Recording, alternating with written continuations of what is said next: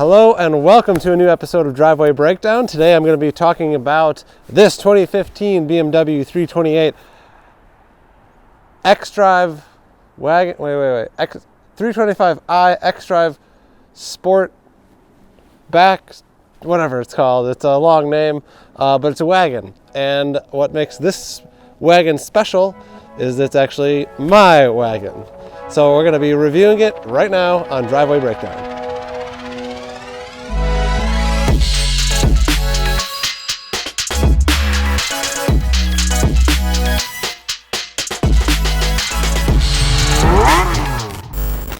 Welcome to Driveway Breakdown. This is a video series we're going to be doing here on this channel.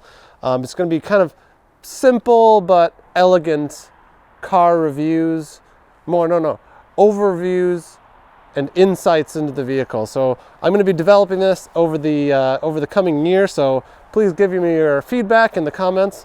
But we're going to start with this car because this is mine and I can do it easily. So to start us off, this is a 2015 BMW. We bought it just about a year ago at the beginning of the pandemic in 2020. So this is kind of my 1 year review of this car. We've put on about 10,000 miles in that time. We've done a number of modifications, a number of repairs, no, we haven't repaired anything, have we? No, nothing broke so far, which is good. Just lots of oil changes, preventative maintenance there. And we're gonna be getting into all that, but let me start with the exterior and my opinions on it. So, the sport wagons are way more interesting to me. I'm not interested in SUVs that are jacked up and have no power from a 4-cylinder motor with their extra weight. I much more relate to a wagon because it's basically the car. It's the sedan just with a longer back and it's an enclosed trunk.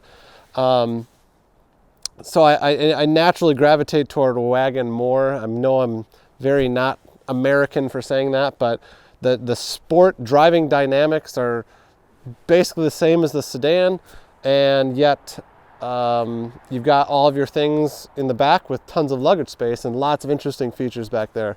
So I naturally gravitate to the wagon. I really like it. To me, there's really no disadvantage, and in some ways I actually like the look of this wagon better than the sedan. I know I'm crazy, but yeah, I love this thing. But as I said, we bought this used a year ago, so the specs of this car are not exactly what we would have chosen if we would have bought it new. Key of which is this is the luxury line package, and that gives you these kind of multi-spoke wheels, chrome here, and a lot of extra chrome on the front, slightly different little things on the inside. I'm not really in love with those things, but like I said, you have to compromise a little bit when you're buying used, and this is my wife's car and she actually she really likes it. So let's talk about some modifications we've made.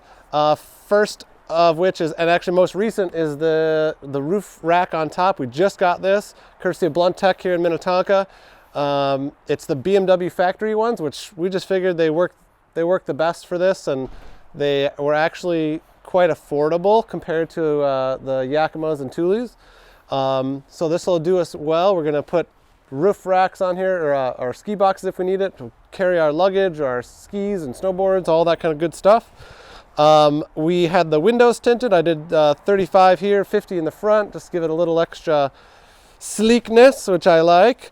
I just put the Continental Viking Contact 7 winter tires on there, courtesy of Anderson Motorsports in Chanhassen. And so far I'm just blown away by how good they are. I drove through a huge blizzard last week and they're rock solid. Great grip, great stopping distance, super great tire. I'm very impressed so far. And what else? Modifications. I think that's kind of it. For mods. Like I said, this is my car, and my wife doesn't give a crap about cars really, so she just wants it to look good and to drive good and get her to where she needs to be, and that's what this car does. So a couple of bad things about this car that the internet loves to talk about is the motor. This car came with two options of motors back in 2015, and it was a 4-cylinder, 2-liter gasoline one with a turbo, or a turbo diesel motor. And there's a lot of controversy surrounding the gasoline motor, which is actually what we have, but I chose it for a very specific reason. So what happens is the timing chains kind of get eaten up, or the guide rails on that timing chain start to get eaten because they're plastic. And when that happens, there's lots of slap that happens. All of a sudden you can blow up your motor really, really easily. There's some things you can do to prevent that and fix it and all that kind of stuff, which is what I'm going to end up doing at some point. But the reason I didn't go with the diesel is because we don't really drive this a lot on the daily, so the commutes are short, and I've been told that if you drive a diesel and it doesn't get a nice, good, long commute warm-up, you're going to be really adding a lot of carbon into that motor, which will end up causing a lot of issues, a lot of cost with cleaning and the DEF fluid, all that kind of stuff. I didn't really want to worry about. So we have a gasoline motor, and I'm doing a lot of oil changes every 3,000 miles. And we also got a big warranty on the car, an extended warranty that's a 6-year, 100,000 mile bumper to bumper. So we should be covered in just about any mechanical failure. And I would recommend that if you're going to buy the gasoline motor. So case closed. So beyond that, let's move on to the interior, and I'll show you a few things I like and also a few things I don't like. All right, so I've got the key in my pocket. One thing that is on the car that I really don't ever use, and it kind of sucks, is it's got the kick underneath the bumper thing to get it to open. So what happens is you put your foot under here, or you attempt to. I've got the key. There it goes. So you're supposed to be doing that if your hands are loaded with grocery bags and you need to get in without setting your stuff down. I never use it. It doesn't work well, but it's there. It is what it is. So welcome to the back. This is my favorite part of the vehicle, or some of the interior features, that is. First off, we put our WeatherTech mat back here because we have dogs and they just get messy all the time. But a lot of cool things back here.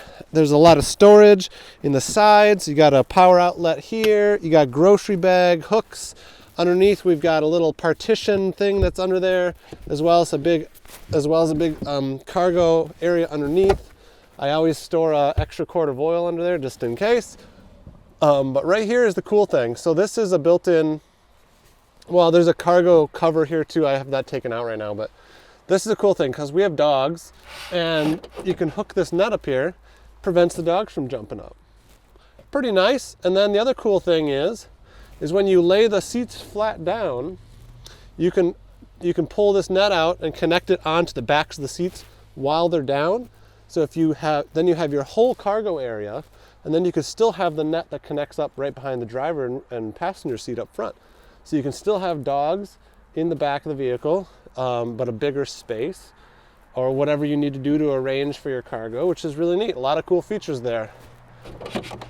I know this isn't super technical engineering, but it's good, thoughtful, practical stuff that just makes your life a little bit easier and keeps your car cleaner from dogs.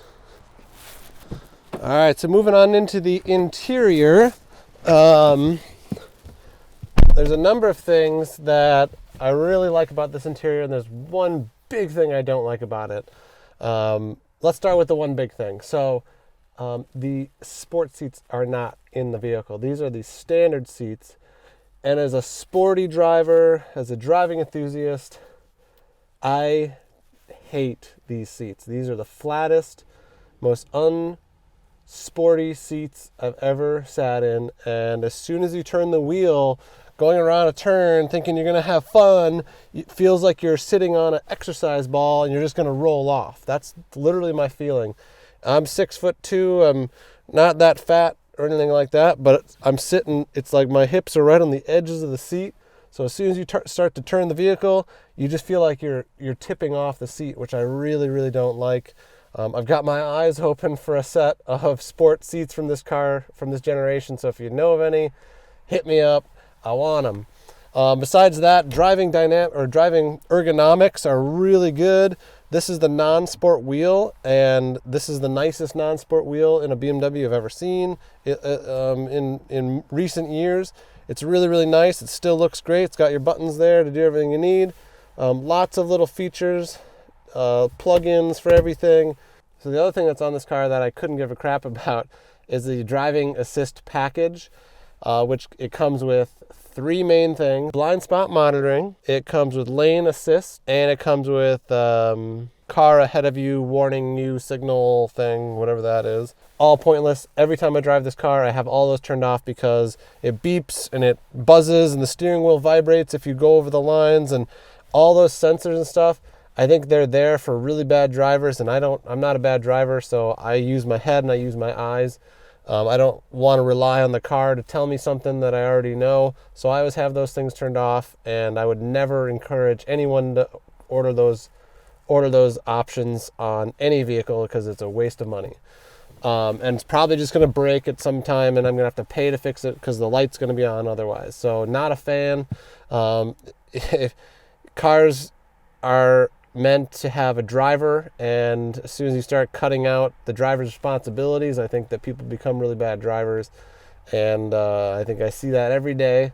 So don't get that stuff. Just pay attention as you drive, and we're all set.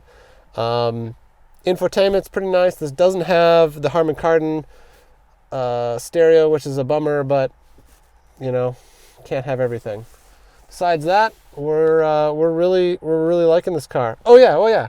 One last thing, the home link. If anyone knows how to get this thing to work, I've spent an hour with this thing trying to program my garage doors to these home link buttons on the mirror here, and I cannot get it. So if anyone has any ideas there, let me know. But yeah, that's about it. We're pretty happy with this car. All right, so that's been a quick glimpse into this car. Overall, I'd give it like a 9 out of 10. Just a few little knocks against it for just some silly electronics most of the time, and of course the motor not being everything we'd hoped for in terms of reliability, but we're hopefully set there with our extended warranty. And of course just preventative oil changes, regular oil changes, paying attention, listening to any weird noises, just generally paying attention should help kind of mitigate any ruined motor, because there is a fix for that. You can replace timing chain, and then you're good for another 100,000 miles. So not a huge deal, not really worried about that. Overall, I love the car. It looks good, it drives great, it really handles all of our stuff inside. Lots of cool little features, kind of set here with our racks to get any big items up on top. And gas mileage is great. Yeah, so 9 out of 10. I definitely like the car, recommend it to anyone, and it's better than any midsize or small SUV that you would compare to this vehicle. I would never buy an SUV. I'm just not interested, period. All right, thank you for watching today's driveway breakdown of this 2015 BMW 328i xDrive Sport Wagon. There's going to be more videos like this hopefully every week, so if you like it, please hit the like button, hit the little bell notification, drop a comment below, and please subscribe to my channel if you haven't. And thank you very much. Thank you for watching. Planking.